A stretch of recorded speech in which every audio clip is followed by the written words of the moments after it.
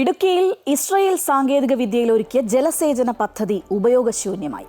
കരുണാപുരം, നെടുങ്കണ്ടം ഗ്രാമപഞ്ചായത്തുകളിലാണ് പദ്ധതി തയ്യാറാക്കിയത്.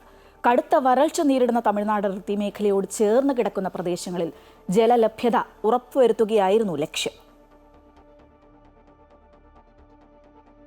മണ്ണ് സംരക്ഷണ വകുപ്പിന്റെ നേതൃത്വത്തിലാണ് മഴക്കുറവുള്ള അതിർത്തി മേഖലയിൽ ജലലഭ്യത ഉറപ്പുവരുത്താനും മണ്ണ് സംരക്ഷിക്കുന്നതിനുമായി പദ്ധതി തയ്യാറാക്കിയത്.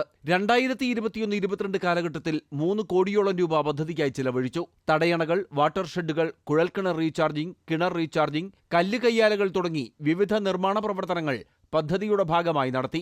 ഇസ്രായേൽ ടെക്നോളജിയിൽ നിർമ്മിച്ച ഷീറ്റ് ഉപയോഗിച്ചായിരുന്നു മൺചിറകളും വാട്ടർ ഷെഡുകളും പണിതത്.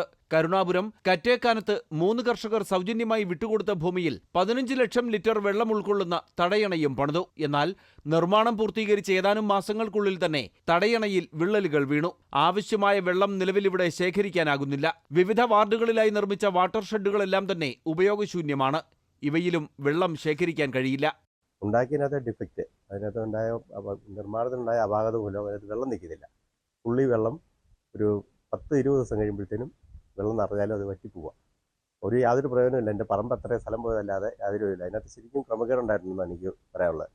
അതിനകത്ത് അന്ന് പറഞ്ഞിട്ടുള്ള ചില ഉദ്യോഗസ്ഥന്മാർ അവിടെ അത് നല്ല രീതിയിൽ ചെയ്യുന്ന കാര്യത്തിൽ ഉള്ള ഒരു വീഴ്ച വരുത്തിയിട്ടുണ്ട്.